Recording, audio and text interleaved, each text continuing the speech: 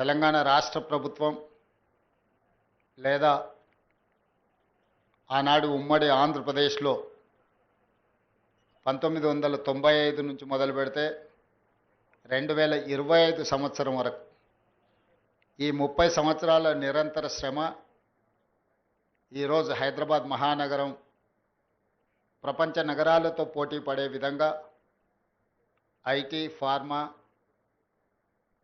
Global capability centres, data centres ఈరోజు మనం పోటీ పడగలుగుతున్నాం.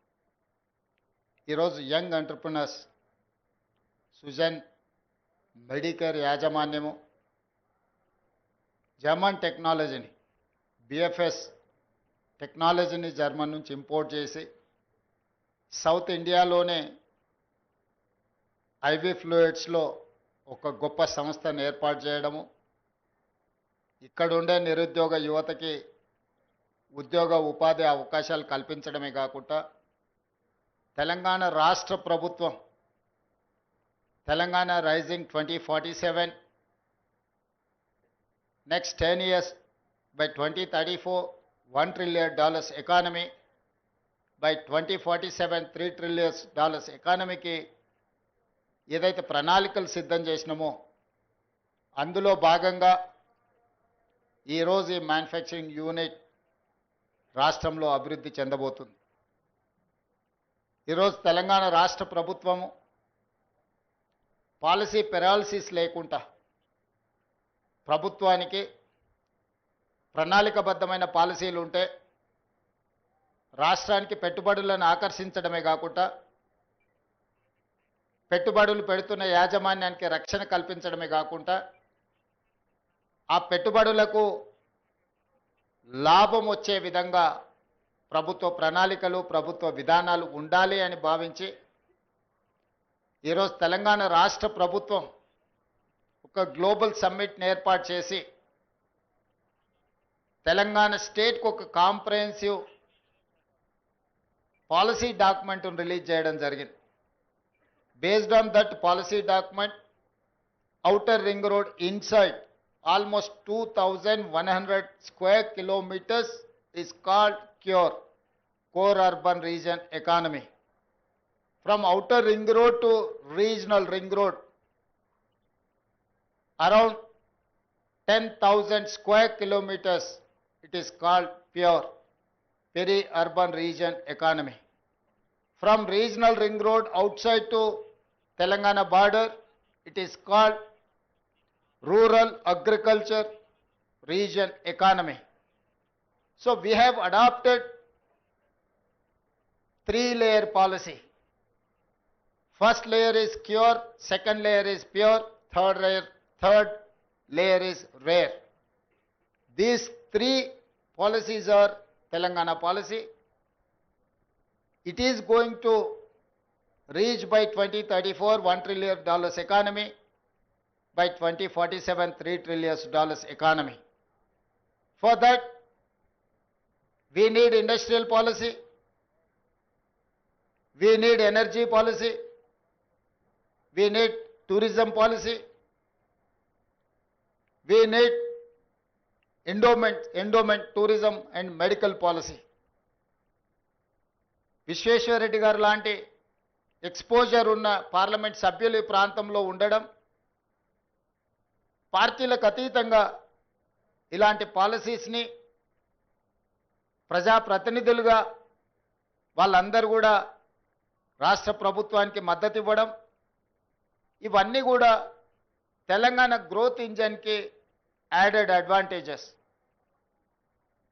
రేపటి భవిష్యత్తులో తెలంగాణ రాష్ట్ర ఆర్థిక వ్యవస్థ ఈ క్యూర్ మీద, ప్యూర్ మీదనే ఆధారపడి ఉంది.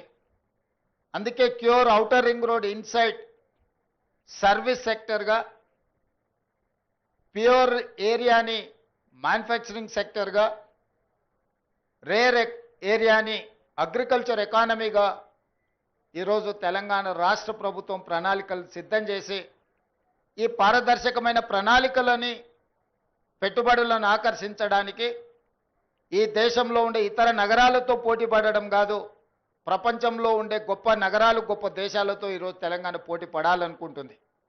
పదే పదే చర్చలలో ఆంధ్రప్రదేశ్తోనో కర్ణాటకతోనో మహారాష్ట్రతోనో తమిళనాడుతోనో లేకపోతే ఢిల్లీలో ఉండే గుర్గాంతోనో తెలంగాణ పోటీ పడుతుంది అన్న చర్చ జరుగుతుంది. ఆ చర్చకు పులి స్టాప్ పెట్టి ఈరోజు జపాన్, జర్మన్, సౌత్ కొరియా లాంటి దేశాలతో, సింగపూర్, టోక్యో, న్యూయార్క్ లాంటి నగరాలతో పోటీ పడాలని ఈరోజు తెలంగాణ రాష్ట్ర ప్రభుత్వం ఆలోచన చేస్తుంది. ఈరోజు తెలంగాణలో ఐఎస్బి, నల్సార్ యూనివర్సిటీ, IIIT ఇలాంటి మంచి యూనివర్సిటీలు, నాలెడ్జ్ హబ్ ఈరోజు తెలంగాణలో ఉంది.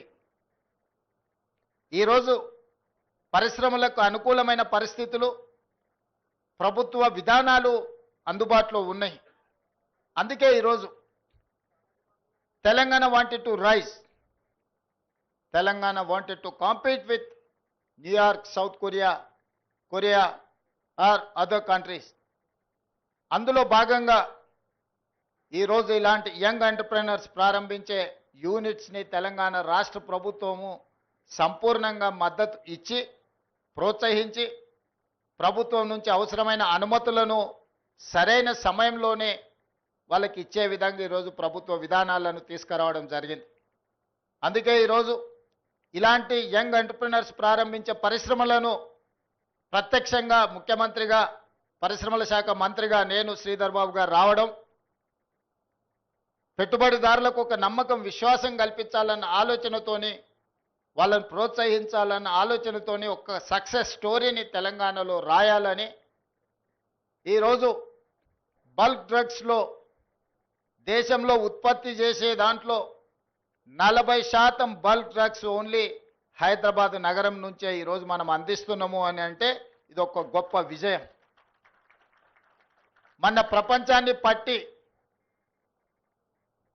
ఒక చావు భయాన్ని ప్రపంచానికి కల్పించిన కోవిడ్ వ్యాక్సిన్లో అవుట్ ఆఫ్ 4 కోవిడ్ వ్యాక్సిన్స్ని 3 వ్యాక్సిన్లు మన ప్రాంతం నుంచి, జినోమ్ వ్యాలీ నుంచి, తెలంగాణ రాష్ట్రం నుంచి, హైదరాబాద్ నగరం నుంచి ప్రపంచానికి అందించడం అంటే ఈరోజు ప్రపంచమే మన వైపు తిరిగి చూసే విధంగా ఈరోజు ఫార్మా రంగంలో మనం రాణించడం జరిగింది. సిలికాన్ వ్యాలీలో ఐటీ, ప్రపంచ దిగ్గజాలైన ఐటీ కంపెనీలు ఈరోజు నడుస్తున్నాయంటే ఆ కంపెనీల సీఈఓలు మన ప్రాంతంలో చదువుకున్న వాళ్ళు. ఈరోజు వరల్డ్ బ్యాంక్ చైర్మన్, సిఎండిగా ఉండే Ajay Banga studied in Hyderabad public school. Satya Nadella Hyderabad student, Shantanu Narayen Hyderabad student, Premji Watsa Hyderabad student, Hyderabad public school students. ఈరోజు పెద్ద పెద్ద గ్లోబల్ కంపెనీలకు సీఈఓలుగా మన దగ్గర చదువుకున్న విద్యార్థులు ఈరోజు ప్రపంచంలోనే గొప్ప కంపెనీలకు ఈరోజు సీఈఓలుగా రాణించారు. ఇది ఒక గొప్ప సక్సెస్ స్టోరీ హైదరాబాద్ నగరానికి ఉన్నది, తెలంగాణ రాష్ట్రానికి. అందుకే ఆ సక్సెస్ స్టోరీని ముందుకు తీసుకెళ్ళాలి, ప్రపంచంతో పోటీ పడే విధంగా మన రాష్ట్రాన్ని తీర్చిదిద్దాలి. తెలంగాణలో ఉండే నిరుద్యోగ యువకులకు లక్షలాది ఉద్యోగాలను ఈరోజు ప్రైవేట్ పరిశ్రమలలో కల్పించాలి. ప్రభుత్వ ఉద్యోగాలే కాదు, మిత్రులు శ్రీధర్ బాబు గారు చెప్పినట్టు తెలంగాణ రాష్ట్ర ప్రభుత్వము ఇప్పటి వరకు 75,000 ప్రభుత్వ ఉద్యోగాలు ఇచ్చింది. భవిష్యత్తులో ఇంకా వేలాది ఉద్యోగాలు ఇచ్చినా 30 లక్షల నిరుద్యోగ యువకులు తెలంగాణ రాష్ట్రంలో ఉన్నారు. మరి వాళ్ళందరికీ ఉద్యోగ ఉపాధి అవకాశాలు కల్పించాలంటే ప్రైవేట్ రంగంలో పెట్టుబడులను ఆకర్షించాలి. ప్రైవేట్ రంగంలోనే ఇవాళ ఐఏఎస్ ఆఫీసర్కి వచ్చే జీతం 2.5-3 లక్షల రూపాయలు. కానీ అదే ఒక ప్రైవేట్ కార్పొరేట్ కంపెనీలో ఈరోజు మనం పత్రికలలో చూస్తున్నాం, సంవత్సరానికి వాళ్ళ ప్యాకేజీలు 5 కోట్లు 10 కోట్ల రూపాయల ప్యాకేజీలు వస్తున్నాయి.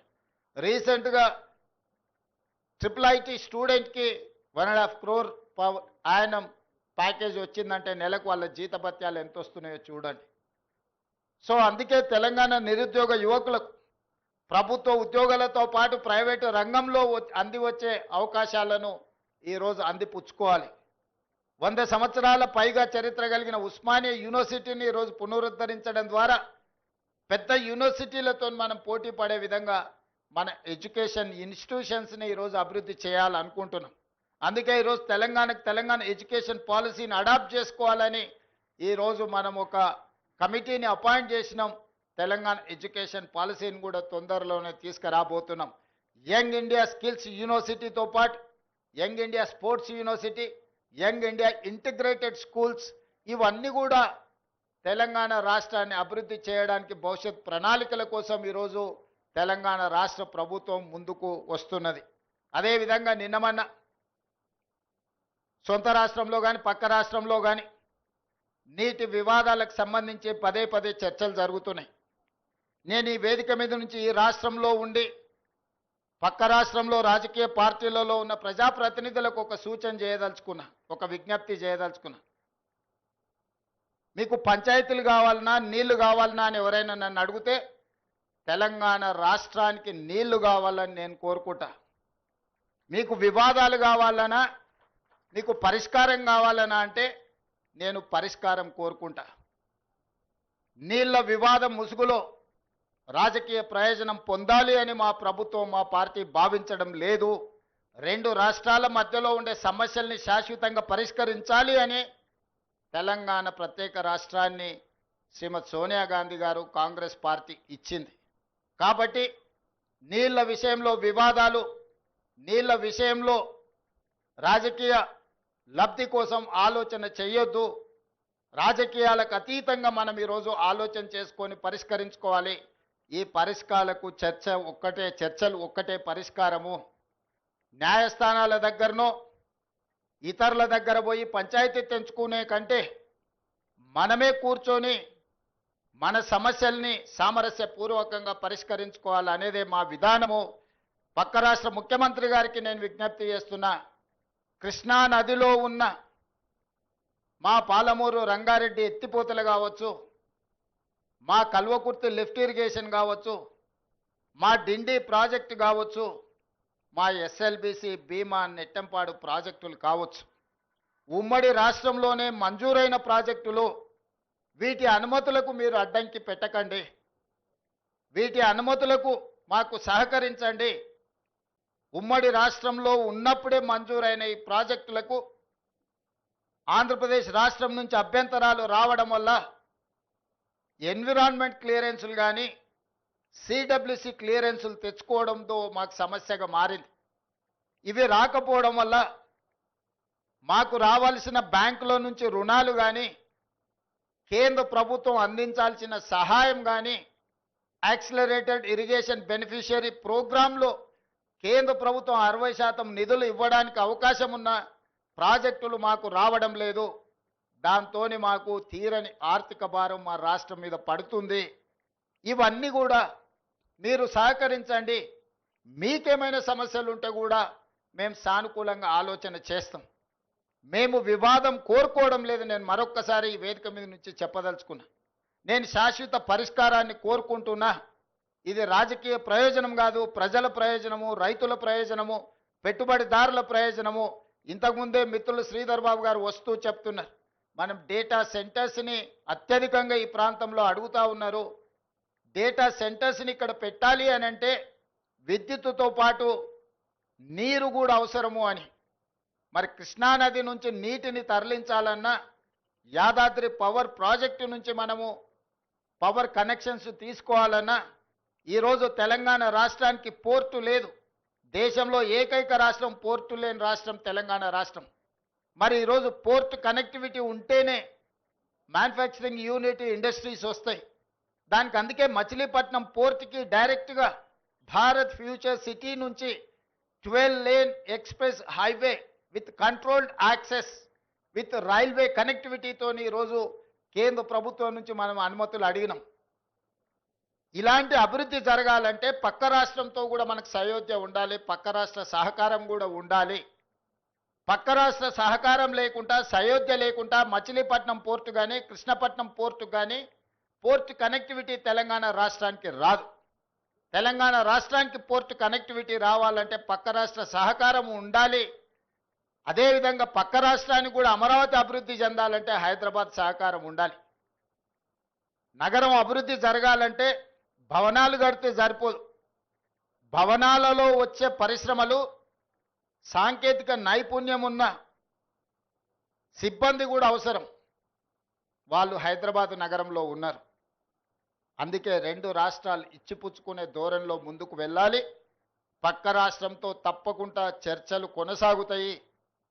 పక్క రాష్ట్రాలతో వివాదాలు పెట్టుకోవాలన్న ఆలోచన మాకు లేదు.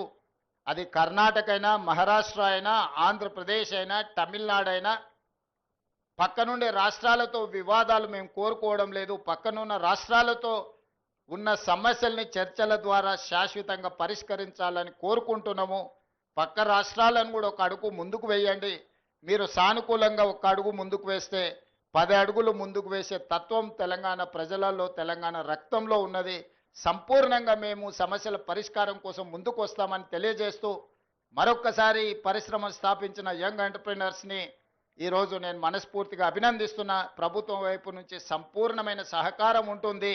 రేపటి భవిష్యత్ నగరమే భారత్ ఫ్యూచర్ సిటీ. రంగారెడ్డి జిల్లా మహేశ్వరం రాజేంద్రనగర్ ప్రాంతంలో ఒక అద్భుతమైన నగరం రాబోతుంది. రేపటి భవిష్యత్తులో ప్రతిష్టగా గొప్పగా ఇప్పుడున్న దాంట్లో మీరు ఎక్కడుంటారంటే జూబ్లీ హిల్స్లో ఉంటున్నామని పెద్ద పెద్ద వాళ్ళు చెప్పుకుంటుంటారు. అదొక స్టేటస్ సింబల్ లాగా.